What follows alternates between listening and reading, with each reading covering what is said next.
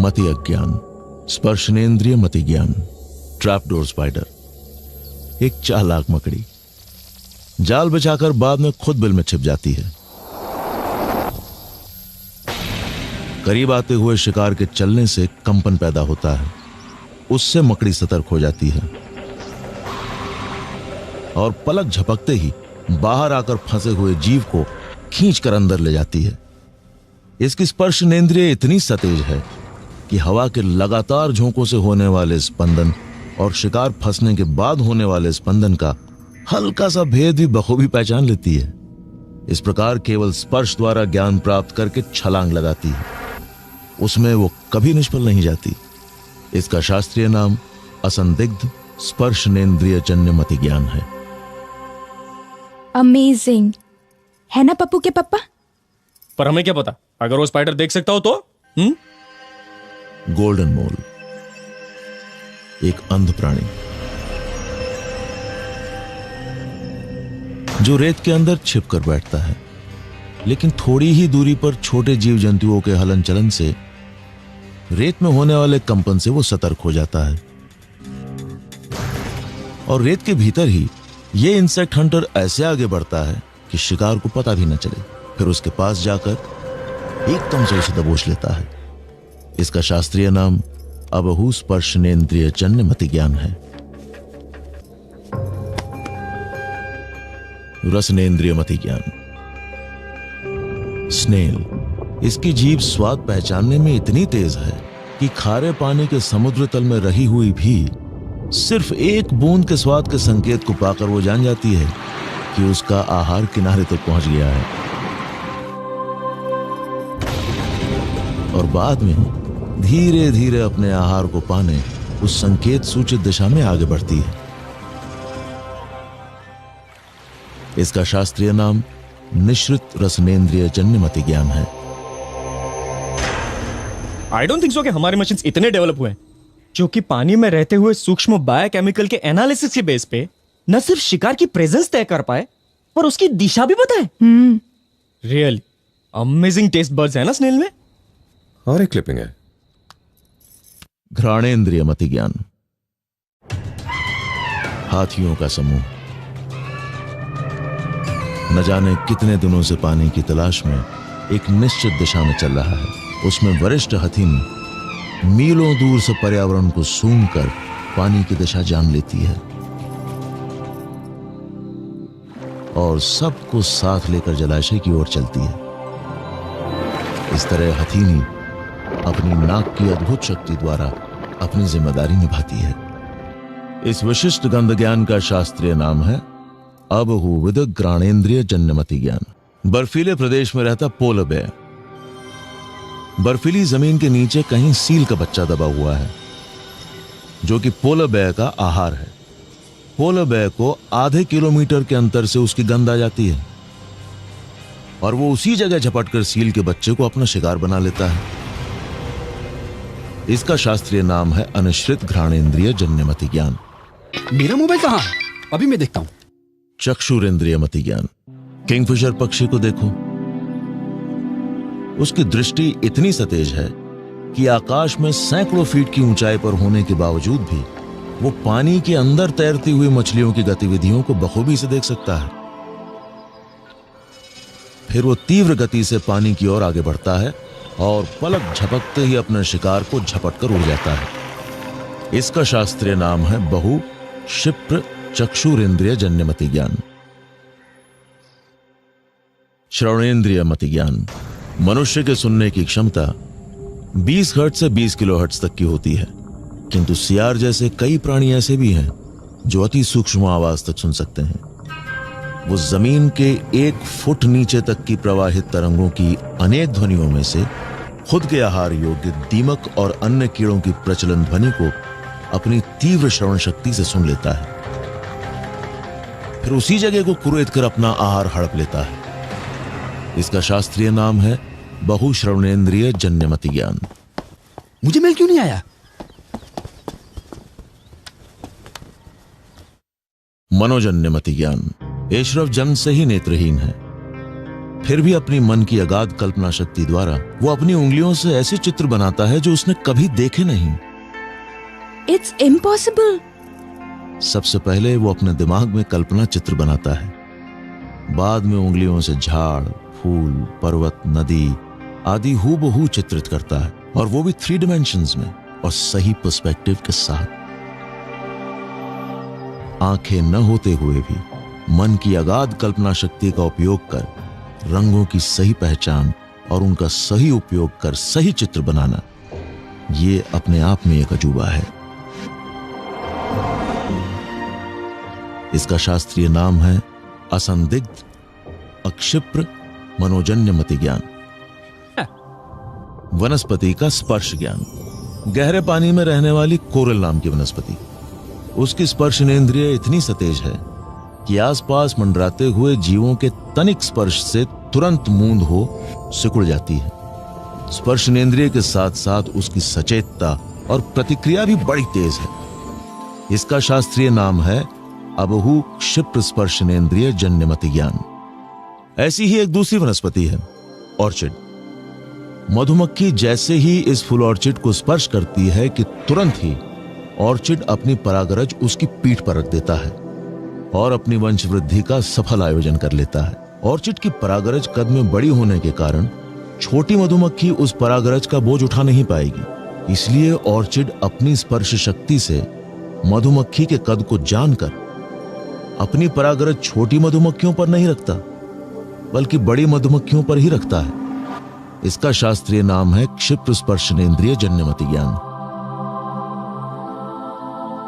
बिना इंद्रियों के होता ज्ञान, बिना नाक के सूंघना।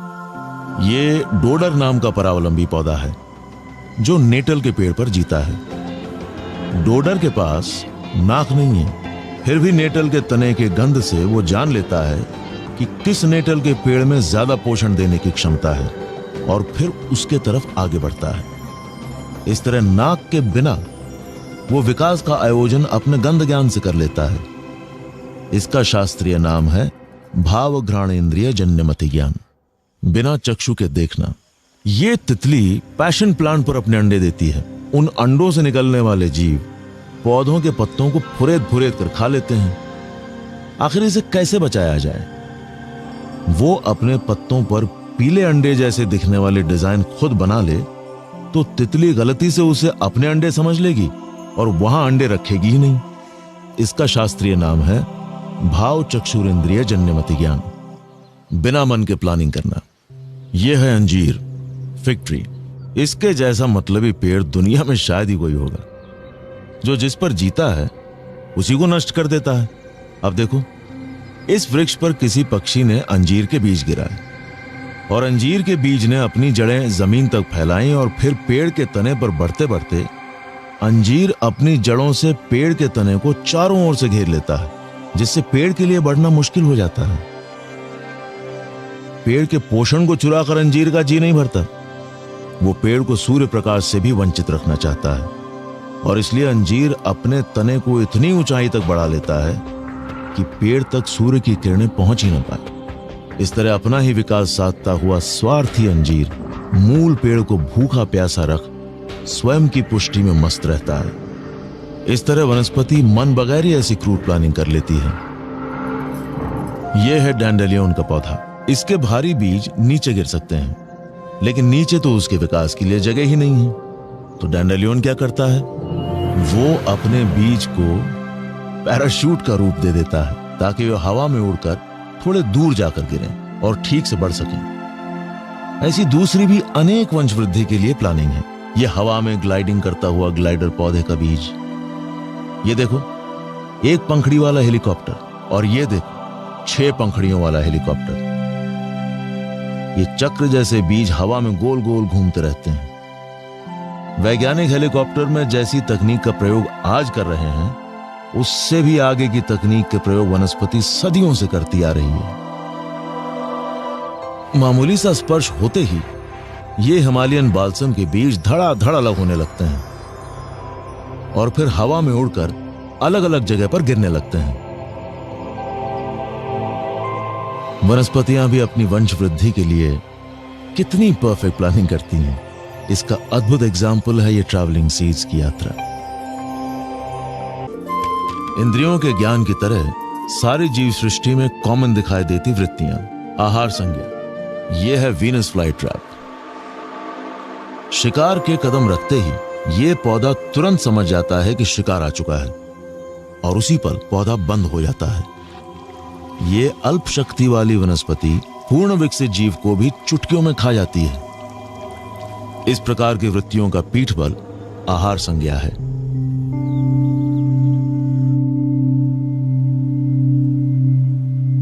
मैथुन संज्ञा इस पौधे को सुंदर स्त्री का मुलायम स्पर्श उत्साहित कर देता है, जिससे वो शीघ्र ही वृद्धिमंत बनता है। इसे मैथुन संज्ञा कहते हैं, जिसकी प्रेरणा से वनस्पति में ये प्रतिक्रिया पैदा हुई।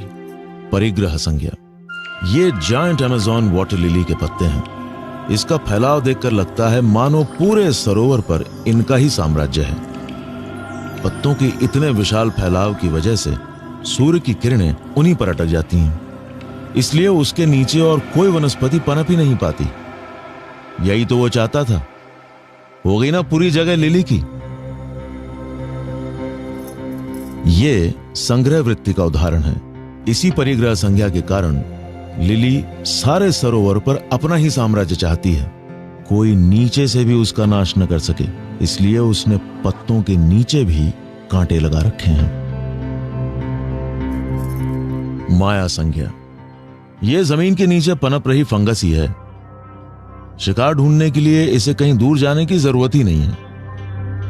वो अपनी जगह पर ही रहकर चालाकी से शिकार पकड़ने का शिकंजा बनाती है और फिर खास प्रकार की गंध छोड़ती है, जिससे शिकार स्वयं आकर्षित होकर आगे बढ़ता हुआ उसके शिकंजे में फंस जाता है और फिर ये फंगस अपने शिकंजों को सिकुड़कर उसको मार डालती है। ऐसे शिकार को कपट से आकर्षित करके फंसाकर मार डालना, इसे माया संज्ञा कहते हैं।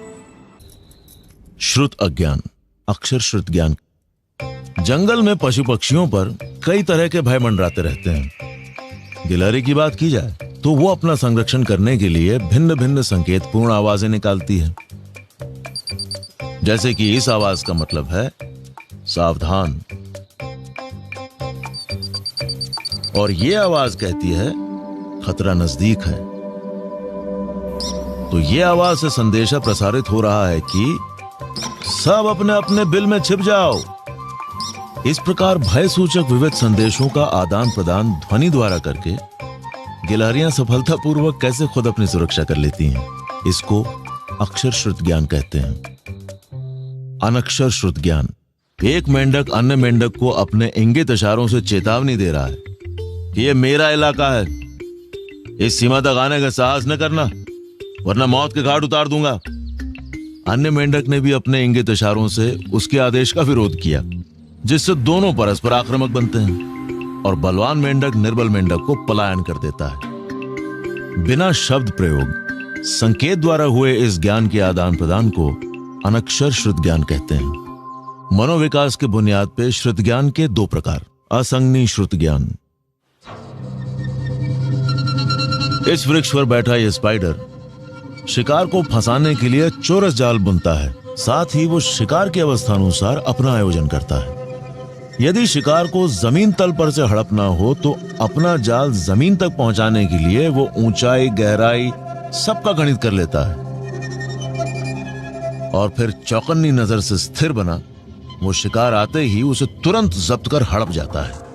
अतः मकड़ी जैसे अविकसित मन वाले असंज्ञी जीवों के ज्ञान को असंज्ञी श्रुत ज्ञान कहते हैं। संज्ञी श्रुत ज्ञान। अब विकसित मन वाले सजीव की भी स्ट्रैटेजी देखते हैं। इस कौवे को अखरोट तोड़ना है, ऊपर से नीचे फेंकने पर यह टूट सकता है पर शायद न भी टूटे, इसलिए वो समझदारी पूर्वक इसे सड़क पर फेंकता है। आते जाते वाहनों के नीचे आकर यह जरूर टूट जाएगा, मगर लेने जाएगा तो जान का खतरा है। अब क्या करेगा? तो देखो इस कौवे के दिमाग का कमाल। अब मन की समझ से वो इस अखरोट को जेब्रा क्रॉसिंग पर फेंकता है, जिससे ट्रैफिक की लाल लाइट होने पर वाहन वहां रुक जाते हैं। तब वो टूटा अखरोट खाकर हरी लाइट होते ही उड़ जाता है। इस प्रकार परिस्थिति को समझकर कौवे ने एक निश्चित स्ट्रैटेजी बनाकर अपनी इच्छित वस्तु प्राप्त की। ऐसे विकसित मन वाले संगनी जीवों के ज्ञान को संगनी श्रुत ज्ञान कहते हैं। मिथ्याश्रित रूप भौतिक कला विज्ञान, नगर निवेश कला, आधुनिक प्रगति और व्यवसायिक स्तरों के गगनचुंबी शिखरों तक पहुंचे आज के मनुष्य को भूगर्भ में रही चींटियां एक बड़ी चुनौती देती हैं। यह चुनौती है बुद्धिकृत सिटी प्लानिंग की। 5 मिलीमीटर की नन्ही सी चींटियों का बसाया हुआ संसार जरा देखो। कुछ समय पूर्व वैज्ञानिकों को इनका संसार दृष्टिगोचर हुआ और उनकी आंखें चार हो गईं। स्क्रूटिनी में उन्हें चींटियों का सुंदर शहर नजर आया जो 50 मीटर फैला हुआ था और 8 मीटर की गहराई वाला था। शहर के स्वस्थ हवामान हेतु अमुक विशिष्ट चिमनियों की रचना की थी जिनमें कई कार्बन डाइऑक्साइड और कई ऑक्सीजन को सर्कुलेट करती थी। और फिर उत्सुक बने वैज्ञानिकों ने पूर्ण जानकारी के लिए करीबन 3 से 5 दिन तक सीमेंट वाला पानी बहाया जिसमें लगभग 10 टन सीमेंट का उपयोग हुआ। महीने बाद जब वहां खोदकाम किया गया तब चींटियों के इस शहर में घर, गलियां, रास्ते, नुक्कड़, हाईवे सब दिख पड़े। अरे शहर को स्वच्छ रखने के लिए कई जगह पर फंगस गार्डन भी तैयार किए गए हैं।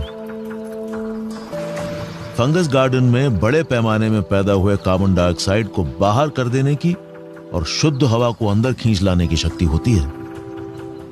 चींटियों ने बिना किसी यंत्र के एयर कंडीशन सिस्टम भी खड़ी कर दी थी ताकि इनकी रानी ने हजारों की तादाद में जो अंडे दिए हैं वे सुरक्षित रह सकें।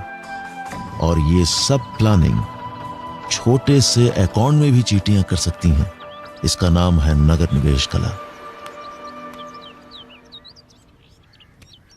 गृह निर्माण कला। मनुष्य के टेक्निक्स को ओवरटेक करने वाली बीवर की गृह निर्माण की टेक्निक देखो। बीवर को इस नदी के बीचों बीच घर बनाना है।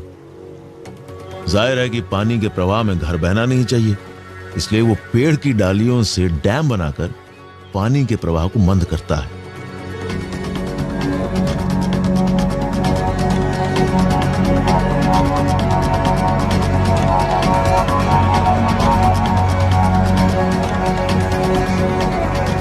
साथ ही बर्फीली ठंड में घर के ऊपरी हिस्से में बर्फ के जमाव के भय से वो पानी की गहराई में प्रवेश द्वार बनाता है ताकि घर हमेशा खुला रहे।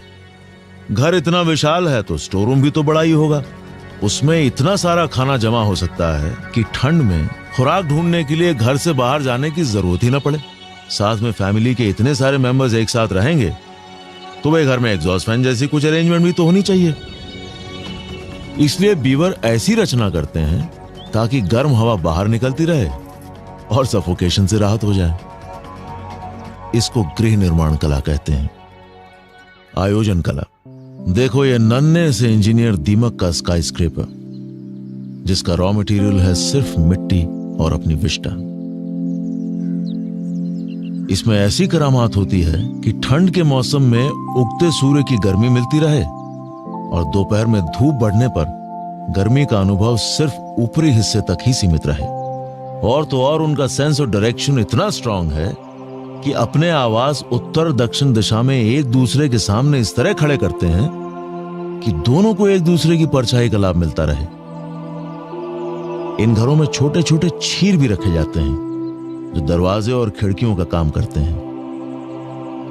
इसमें कमाल का वेंटिलेशन सिस्टम भी है। अंदर की अशुद्ध गर्म हवा नीचे से ऊपर आकर चिमनी से बाहर निकल जाती है और बाहर की ताजी हवा अंदर आती है।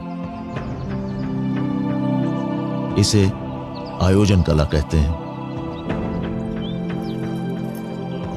संगठन कला। क्रूर मगरमच्छ इन समुद्री बिल्लियों को अपना शिकार बनाने तैयार हुआ, परंतु बिल्लियों की सामाजिक एकता अपने स्वरक्षण के लिए कवच बन गई।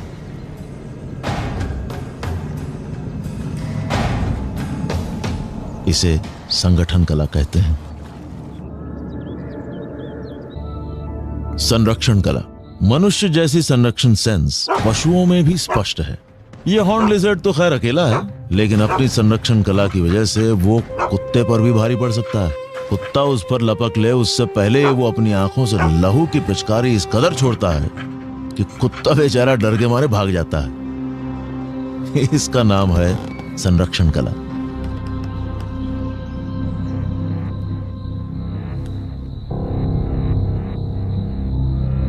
युद्ध कला। रणभूमि पर सिर्फ मनुष्य ही नहीं, पशु भी पहुंचते हैं। और ये देखो, युद्ध से पहले ये दोनों कीड़े एक दूसरे को सम्मान देते हैं और फिर शुरू होता है घमासान युद्ध।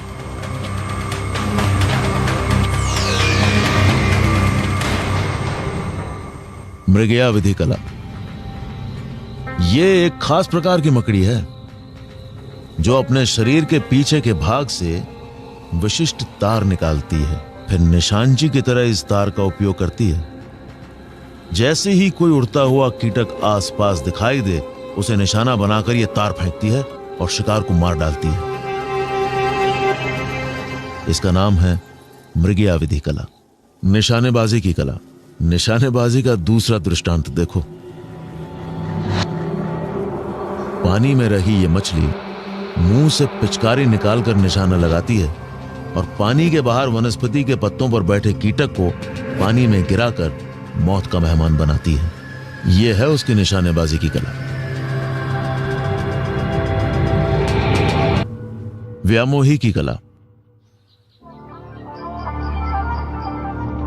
यह है श्रिम्प मछली जो दुश्मन को करीब आते देखकर अजीब सा बायोल्यूमिनेसेंट सब्सटेंस छोड़ती है, जिसके प्रकाश से दुश्मन मछली चकरा जाती है और श्रिम्प जान बचाकर आसानी से 9-11 हो जाती है। इसे व्यामोही की कला कहते हैं। अंतर्धान कला। ये ऑक्टोपस पलक झपकते ही आसपास के माहौल जैसा रंग रूप धारण कर लेते हैं और इस कदर घुल मिल जाते हैं कि मजाल है किसी दुश्मन की जो उसे ढूंढ सके। इसका नाम है अंतर्धान कला। अनुकरण कला। यह है मिमिक्री उस्ताद यानी लायर बर्ड। जैसा नाम वैसा काम। इसके कारनामे देखिए। यह है ककुबारा की मधुर ध्वनि और अन्य 20 जाति के पक्षियों की आवाज का अनुकरण।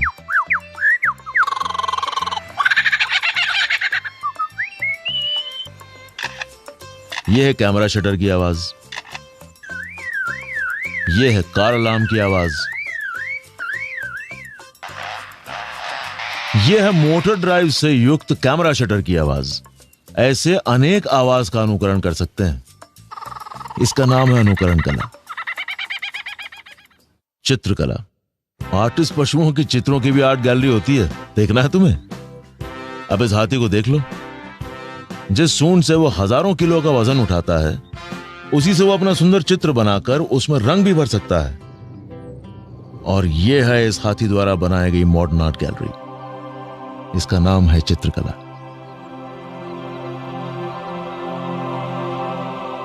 रूप संरक्षण कला।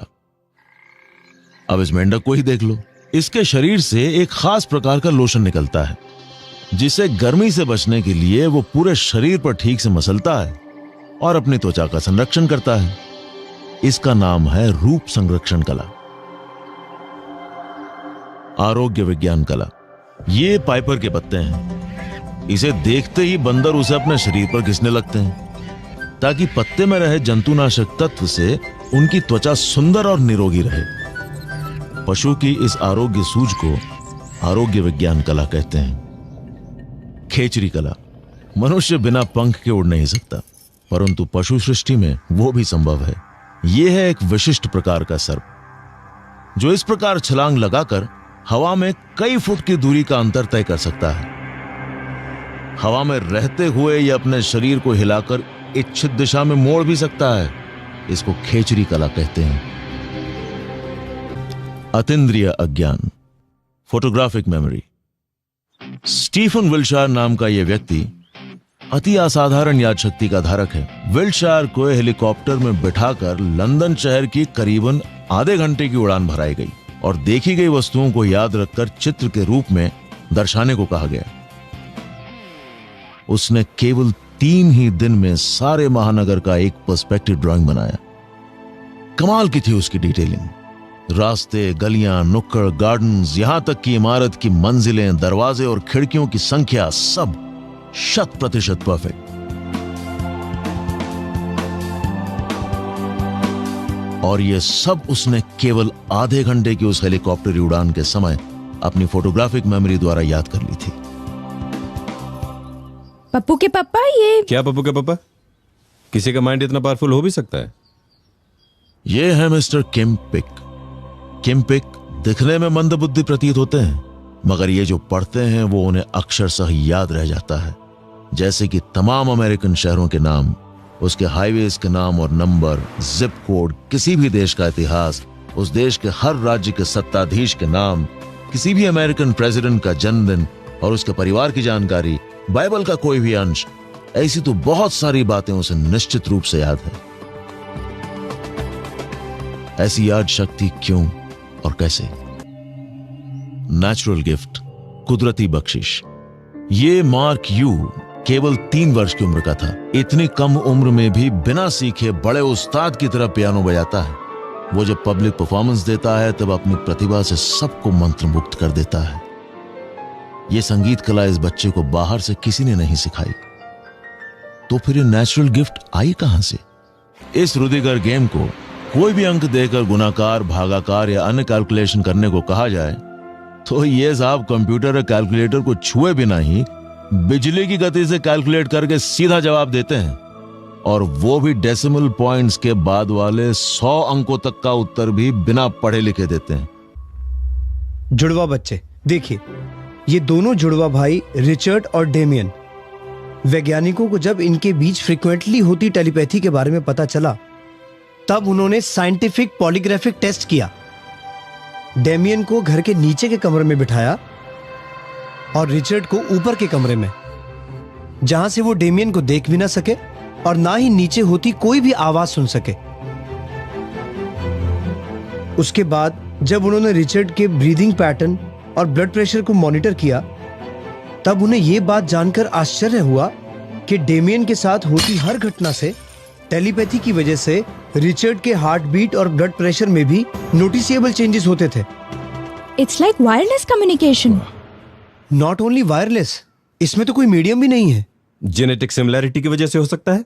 जेनेटिक सिमिलैरिटी की वजह से दोनों जुड़वा भाइयों की प्रकृति, स्वास्थ्य, प्रतिभाव, फीलिंग्स ये सब समान हो सकते हैं, मगर बिना माध्यम के एक की फीलिंग्स का असर दूसरे पर कैसे होता है, इस बात को न्यूट्रली सोचने की जरूरत है। इंद्रियों से ही ज्ञान प्राप्त होता है, यह भ्रम तो तभी टूटेगा जब आप अतीन्द्रिय ज्ञान को ठीक से समझ पाएंगे। ये देखिए, ये ग्रीन टर्टल है। ये रेत में ही पैदा होते हैं, लेकिन पैदा होते ही तुरंत समुद्र की ओर दौड़ते हैं। अब ना ही उसने समुद्र कभी देखा है, ना ही उसे दिशा का कुछ पता है, और ना ही उसे किसी ने तैरना सिखाया है। And this is not a coincidence. ये हमेशा होता है।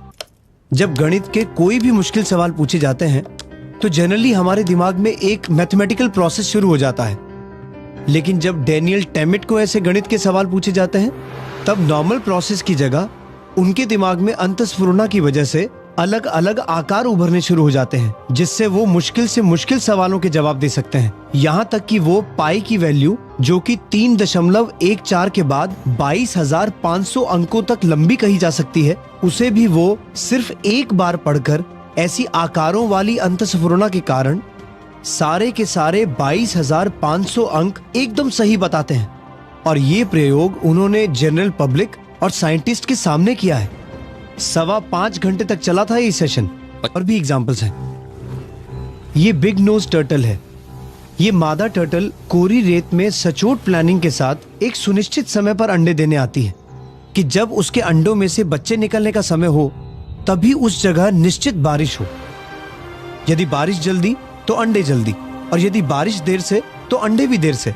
और यह अनुमान इतना सही होता है कि जब उसके बच्चे अंडे से बाहर निकलने को तैयार हैं, उसी वक्त बराबर बारिश होती ही है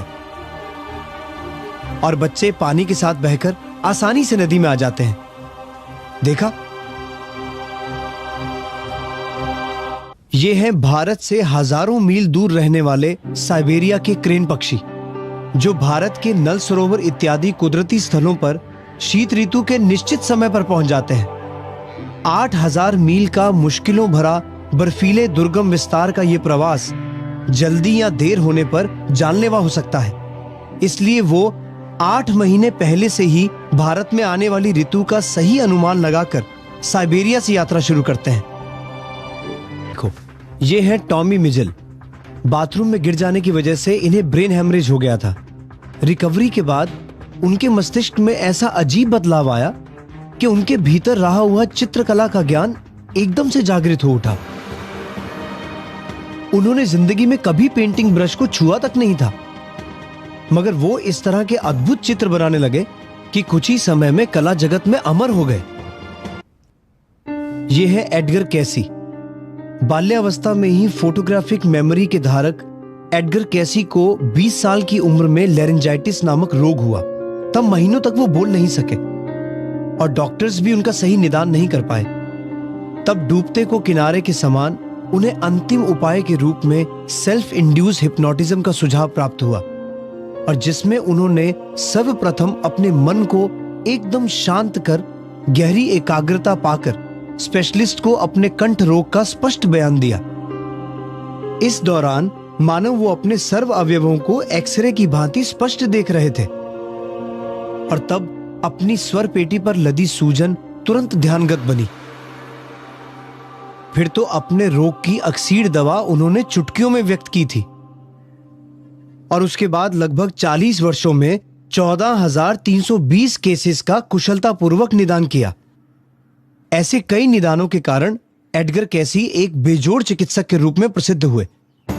उनकी पत्नी को टीबी होने पर जब सभी डॉक्टर्स ने लाइलाज कहकर जवाब दे दिया, तब डीप ट्रांस में जाकर एडगर कैसी ने उपाय जानकर टीबी का उपचार किया, जिससे एडगर कैसी की पत्नी का स्वास्थ्य सुधर गया। ऐसे कई निदानों के कारण एडगर कैसी की ख्याति एक अद्वितीय चिकित्सक के रूप में प्रस्तुत हुई। अमेरिका के नामांकित वर्तमान पत्र न्यूयॉर्क टाइम्स में डॉक्टर्स ने उनकी प्रशंसा करते हुए कहा कि मेडिकल का ज्ञान ना होते हुए भी वो किसी निष्णात डॉक्टर की तरह ट्रांस में सभी मेडिकल टर्मिनोलॉजी का उपयोग करते हैं। इस तरह मिस्टर कैसी मेडिकल एक्सपर्ट से 4 कदम आगे बढ़ निजी कुशाग्रता से दर्दी मरीजों के मसीहा बन गए। अरे इसका बेमिसाल गवाह है उन्हीं के ज्ञान से पुरस्कृत लाइब्रेरी, जो आज भी विद्यमान है। ये एक लेपर्ड है जिसने बबून को देखते ही उसे चीर फाड़ा था। अब वही लेपर्ड इस बबून के नवजात शिशु को स्वजनित शिशु समान बड़े लाड और जतन से पाल रही है। भावनाओं के इस झूले के उतार चढ़ाव को क्या विज्ञान समझ पाएगा कि जहां एक ही क्रूर लेपर्ड ने बबून पर अति निघृणता जताई और उसी के अंशज पर प्रेम और वात्सल्य की शीतल वर्षा बरसाई? कैसे हुआ ये इसलिए हुआ क्योंकि हम सबका अस्तित्व सिर्फ जन्म और मृत्यु तक ही सीमित नहीं है, बल्कि उसके पूर्व और पश्चात का भी है। करने वाले इंडियाना पोलिस स्टेट के कप्तान रॉबर्ट स्नो को जब हिप्नोटाइज किया गया, तब वे अपने पूर्व जन्म का विस्तार पूर्वक वर्णन करने लगे।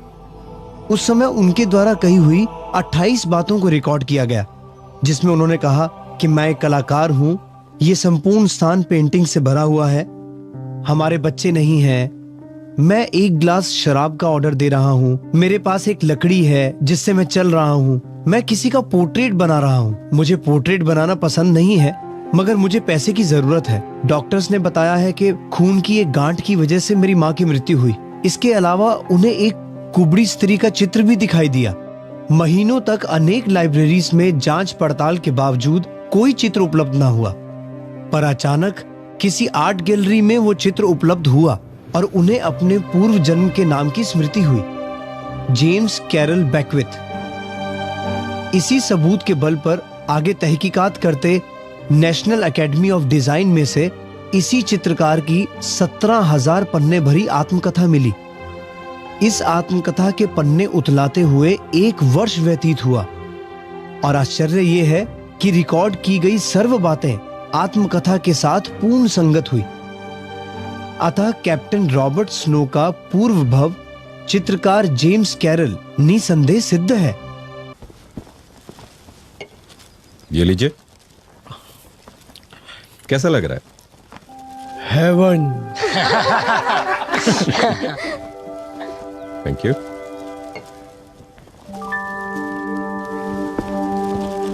ये छोटा सा सुख था। Mister Nachiket, yes sir. आपने मुझसे कहा था कि आपका सपना है कि हमारे ही ऑफिस में काम करने वाली मिस महात्रे से आपका रिश्ता जुड़े। Sir no, don't get embarrassed. Miss Mhatre भी ऐसा ही चाहती हैं। हाँ मिस महात्रे प्लीज।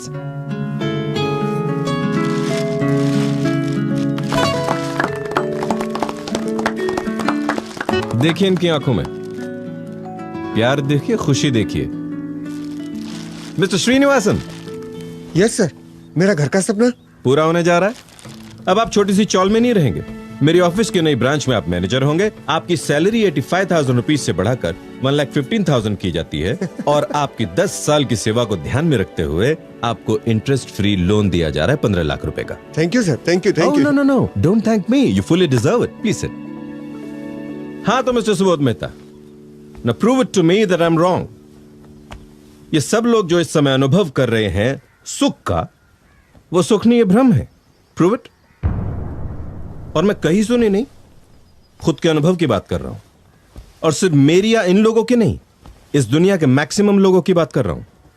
इस सुख को कैसे झुटला सकते हैं आप? सुख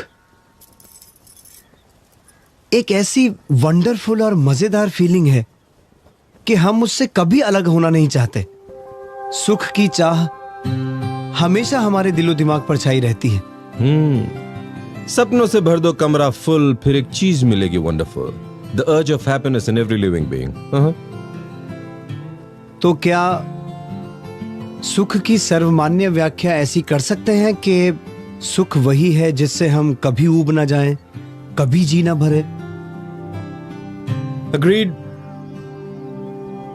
पापा? हाँ। एवरीबडी?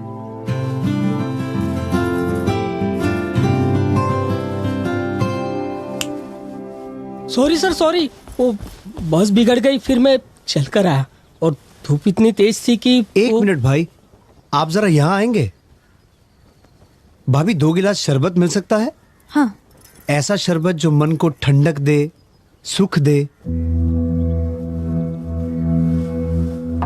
अब ये एक शरबत आपके लिए है और एक शरबत आप यहां आएंगे प्लीज?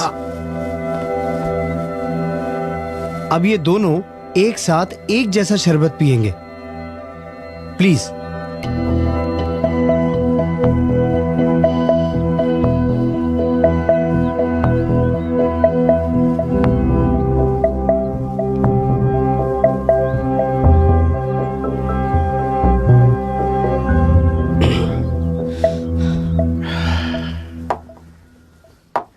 अब इन दोनों में से किसको ज्यादा सुख मिला? ऑफ कोर्स प्यून को ही ज्यादा सुख का एहसास होगा क्योंकि वो धूप से आया है। गौर करना, चीज वस्तु एक जैसी ही है, क्वालिटी भी एक ही है, फिर भी सुख की मात्रा में फर्क है। बता सकते हैं क्यों? सिंपल है। मैं यहाँ छाव में बैठा था, इसलिए मुझे शरबत की प्यास कम थी, और ये धूप से आए तो। Sorry to interrupt. प्यास का अनुभव सुख है या दुख? ऑफ कोर्स दुख। प्यास किसे अच्छी लगती है? ये बात आप लोग ध्यान में रखना। Please continue. मुझे प्यास कम थी और ये धूप से आए, इसलिए इन्हें प्यास ज्यादा थी, इसलिए सुख का अनुभव तो इन्हें ही ज्यादा होगा ना। तो क्या हम ये कह सकते हैं कि शरबत एक जैसा होने पर भी जिसको सुख का ज्यादा अनुभव करना है, उसे पहले लंबे समय तक प्यासा रहकर अपनी प्यास का दुख बढ़ाना पड़ेगा? नहीं नहीं, तुम तो नेगेटिव पॉइंट ऑफ व्यू से इस बात को देख रहे हो। इसमें नेगेटिव या पॉजिटिव पॉइंट ऑफ व्यू की बात ही नहीं है कैनल। मैं तो यूनिवर्सल लॉज की ही बात कर रहा हूं। बताओ, मैं सही हूं? करेक्ट। तो अब इस सुख की बुनियाद क्या है? शरबत या प्यास का दुख? उसकी प्यास का दुख। अरे भाई कम या ज्यादा, लेकिन शरबत से सुख का अनुभव तो हुआ ना। मतलब तुम्हारे हिसाब से शरबत हमेशा सुख ही देगा, दुख नहीं, राइट? ठीक है। भाभी सर के लिए एक शरबत और लाना प्लीज। नहीं नहीं, अब प्यास नहीं है। अरे प्यास का दुख खत्म होते ही इनका मुंह तो बिगड़ गया। पर मुंह बिगड़े तो बिगड़े, हम तो इन्हें सुख देना चाहते हैं, इसलिए हम तो इन्हें थोड़ा और शरबत पिलाएंगे। प्लीज। सुबोध रहने दे, उसे तकलीफ हो रही है। मगर शरबत तो okay okay, I am convinced. मतलब जितना प्यास का दुख उतना ही सुख, उसके बाद तो उल्टा उसी से दुख। इनका बिगड़ा हुआ मुंह हम सबने देखा, राइट महेंद्र? ठीक है, आप लोग जाइए। Thank you. अब आप मिस्टर जिनका चौल से फ्लैट में शिफ्ट होने का सपना है, यहां और कोई है जो झोंपड़े में रहता है? हाँ, मैं। आप खुश हैं झोपड़े में? नहीं साहब, घर एक हो पर घर पक्का हो, इसीलिए मेहनत कर रहा हूँ। तो जब तक घर पक्का बन नहीं जाता, उसकी इच्छा आपको सुख देती है या दुख? दुख। बैठिए। अब बताओ महेंद्र, इच्छा में सुख है या दुख? ओके। अब और कोई जो फ्लैट में रहता हो लेकिन बंगलों में जाना चाहता हो? Sir, me and I am also working very hard for it. तो अब बताओ, किसको ज्यादा सुख मिलेगा? तीनों को अलग अलग घर चाहिए, तीनों उसके लिए पूरी मेहनत भी कर रहे हैं। एंड जस्ट इमेजिन कि उनको अपना मनचाहा घर मिल जाता है, तो घर में पहला कदम रखते ही सबसे ज्यादा सुख किसको मिलेगा? भाभी? तीनों को एक जैसा ही सुख मिलेगा। क्यों? घर की क्वालिटी और घर की कीमत तो अलग अलग है। हाँ, फिर भी तीनों की चाह तो एक जैसी है ना, तो सुख भी एक जैसा ही मिलेगा। मतलब घर की क्वालिटी अलग अलग, फिर भी घर पाने की इच्छा और मेहनत की पीड़ा एक जैसी होने की वजह से पीड़ा के शमन का आनंद भी एक जैसा। हाँ, लेकिन घर सुख तो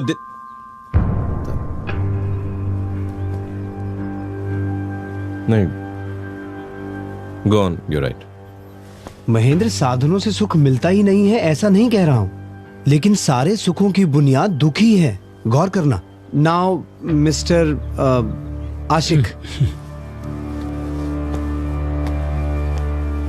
सॉरी, आपकी पर्सनल लाइफ में मुझे दखल नहीं देना चाहिए, पर क्या ये प्यार वाला अनुभव आपको पहली बार हुआ है? हिचकिचाइए मत। देखिए, रिलेशन में जितनी ऑनेस्टी होगी वो उतना मजबूत बनेगा। बोलिए।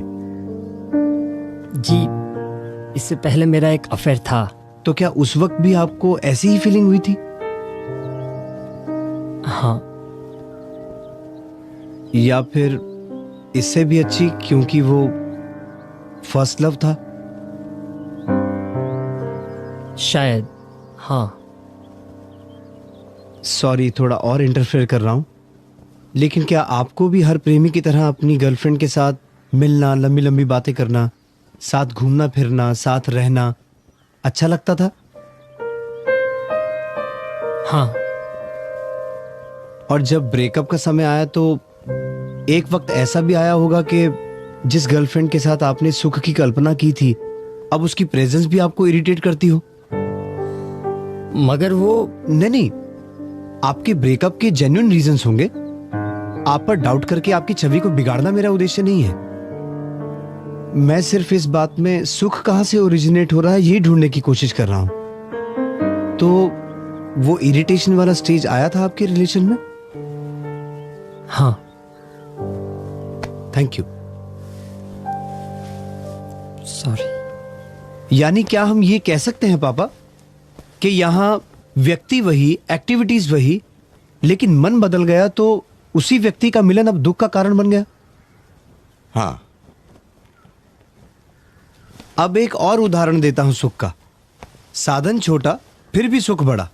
महीने में 3,000 रुपए कमाने वाले मजदूर को 50,000 की लॉटरी लग जाए और महीने में 10 लाख रुपए कमाने वाले आदमी को 1 लाख की लॉटरी लगे, तो कौन ज्यादा खुश होगा? ऑफ कोर्स मजदूर, क्योंकि 50,000 रुपए उसके लिए बहुत मायने रखते हैं, जबकि दूसरे आदमी के लिए 1 लाख रुपए इतनी बड़ी रकम नहीं है। करेक्ट। यानी कि गरीब आदमी जो उस 50,000 के लिए खून पसीना बहा रहा था, मेहनत मशक्कत कर रहा था, उसके लिए झुलस रहा था, उसे उतना सुख मिला। लेकिन श्रीमंत आदमी की तड़पन 1 लाख रुपए जितनी छोटी नहीं थी।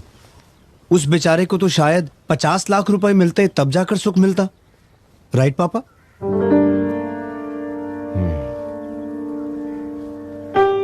मतलब पेन रिलीफ का प्रोसेस ही सुख बन के रह गया है। जिस चीज का पेन होगा उसको रिलीव करने में ही उसको सुख मिलेगा। So every means of enjoyment is actually a pain killer remedy, फिर वो चाहे व्यक्ति हो या वस्तु हो। ऐसा करके भी अगर सुख मिलता है तो फिर प्रॉब्लम क्या है? फिर तो हॉस्पिटल में जाना या घाव लगने पर मरहम पट्टी करना या रोग होने पर दवाई करना, इन सबको भी एंजॉयमेंट मानना पड़ेगा।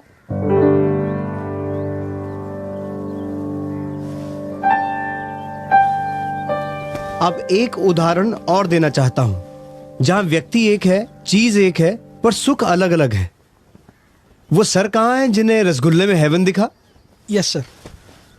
लीजिए। हाँ।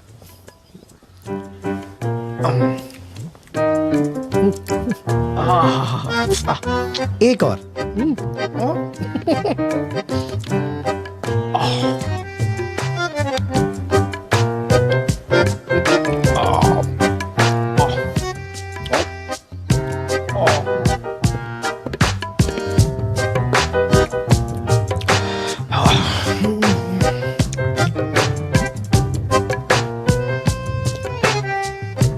एक और लीजिए। नहीं बस। प्लीज। एक और। नहीं साहब, उल्टी हो जाएगी। श्योर नहीं चाहिए? नहीं सर। ठीक है, थैंक यू, आप बैठिए। मतलब जैसे जैसे तृष्णा का दुख घटता गया, सुख भी घटता गया, और जैसे ही तृष्णा का दुख गायब, सुख भी गायब, उल्टा दुखदायक बन गया। इससे प्रूव होता है कि सारे भौतिक सुख वस्तु आधारित या व्यक्ति आधारित नहीं, बल्कि दुख आधारित होते हैं। अगर भौतिक सुखों को पाना है तो पहले दुखों को जमा करना पड़ता है, प्यास और तृष्णाओं में झुलसना पड़ता है, तब कहीं जाकर उस दुख को हल्का करने का प्रोसेस एंजॉयमेंट बन पाएगा। अब बताइए, ऐसे भ्रामक सुखों के पीछे दौड़ते दौड़ते क्यों अपना सारा जीवन यूं ही गवा देना? नहीं नहीं, यूं ही कैसे? जो लोग सक्सेसफुल होते हैं, मेहनत, बुद्धि और लगन से सक्सेस हासिल करते हैं, उनके जीवन को यूं ही गवा देना कैसे कह सकते हैं? ठीक है, एक नजर ऐसे सक्सेसफुल लोगों की जिंदगी पर भी डाल लेते हैं। होता यह है कि बचपन में खिलौनों में सुख दिखता है, थोड़ी समझ आते ही दुनिया को नए नजरिए से देखने लगते हैं। तब खिलौने छोड़कर यार दोस्त, होटल, सिनेमा, प्यार, मोहब्बत, इन सब में ही दुनिया भर का सच्चा सुख है ऐसा मानने लगते हैं। पर मैच्योरिटी आते ही सेफ एंड सिक्योर भविष्य में सुख नजर आने लगता है। फिर डिग्री, नौकरी, बिजनेस, बीवी बच्चे, परिवार, ये सब जमाने में ही सही सुख लगता है।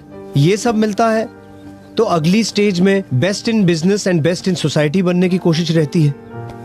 और जैसे तैसे मेहनत, मशक्कत, टेंशन, रिजेक्शन, एडजस्टमेंट, ये सब करते करते सब पा भी लें तो तब तक उम्र निकल जाती है, शरीर लड़खड़ाने लगता है।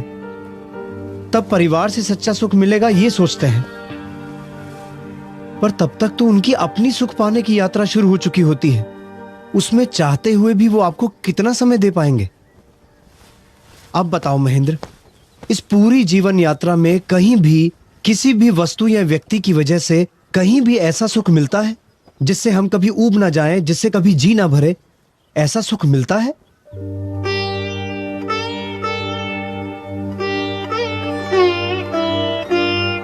मिलता है तो जिंदगी के हर मोड़ पर सुख के मायने क्यों बदल जाते हैं?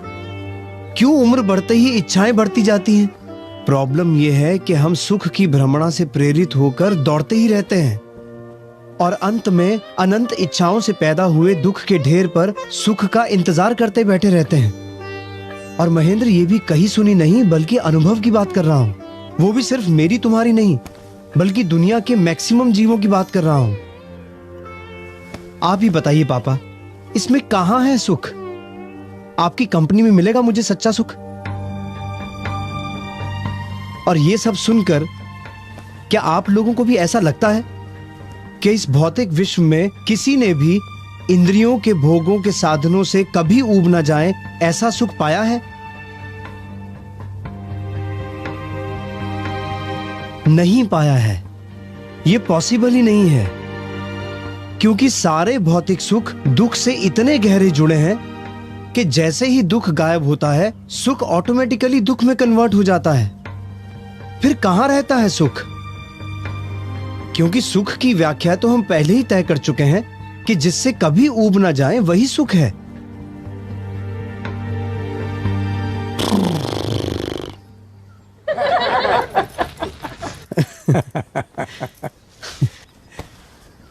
आई नो बाबू भाई, तकलीफ होती है। अच्छा नहीं लगता जब कोई आपके जीवन भर के बिलीफ को तोड़ दे, झुठला दे। पर सच को नजरअंदाज करोगे तो बेवकूफी होगी। I know it is difficult. हमारी बुद्धि उसे मान भी ले, लेकिन ईगो उसे स्वीकारती नहीं है। पर भ्रमणाओं में जीने में नहीं, सत्य को स्वीकारने में ही समझदारी है। कैसा हो अगर सुख किसी वस्तु या व्यक्ति पर आधारित ना हो, अपना हो, अपने अंतर से उभरता हो। कैसा हो अगर सुख किसी काम, क्रोध, अहंकार और अपेक्षाओं की भ्रमणाओं के आधार पर ना हो, सच्चा हो, सहज हो, बिना किसी प्रयत्न के हो। कैसा हो कि सच्चा सुख क्षणिक ना होकर सतत हो, निरंतर हो। ऐसा सुख मिले जिससे कभी ऊब ना जाओ। रसगुल्ला हो या राज संपत्ति, आदमी उससे ऊब ही जाता है, फिर आगे किसी और चीज में सुख ढूंढने की कोशिश करता है। लेकिन हमारी आत्मा में ऐसा सुख हो जिससे कभी जी ना भरे, जहां कोई शंका, कुशंका, द्विधा नहीं, पर कंप्लीट क्लैरिटी है। जहां कोई डर, भय, चिंता नहीं, बल्कि आत्मा की निर्भय स्थिति है। और क्या कहूं ऐसे सुख के बारे में जिससे आपको ये सुख रूखा ना लगे।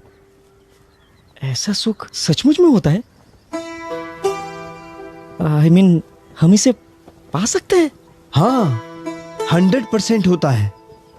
आपको क्या लगता है शास्त्रों की अनेक शाखाओं के पारगामी हमारे ऋषि मुनि सालों तक तपस्या क्यों करते थे? अपने शरीर को पीड़ा देकर भी जंगलों में, पर्वतों की गुफाओं में ध्यान मग्न क्यों रहते थे? पागल थोड़ी थे कि घर बार संसार छोड़कर यूं ही चले गए। वो तपस्या कर रहे थे संपूर्ण सुख पाने के लिए, मोक्ष का सुख पाने के लिए। और इन सुखों को प्राप्त करने से आपको भी कोई नहीं रोक सकता। जरूरत है साधना की, क्योंकि अभी अगर पुरुषार्थ नहीं करोगे तो उम्र के आखिरी पड़ाव में कीमती मनुष्य भव यूं ही व्यर्थ गवा देने की निराशा का सामना करना पड़ेगा। और मनुष्य भव के अलावा बाकी किसी भव में ज्ञान पाने की संभावना रेयर या नहींवत है।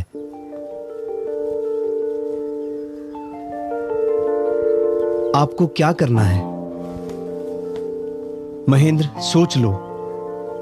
मोक्ष नाम की वंडरफुल चीज चाहिए या इसी दुख आधारित सुख की भ्रमणा में ही जीते रहना है?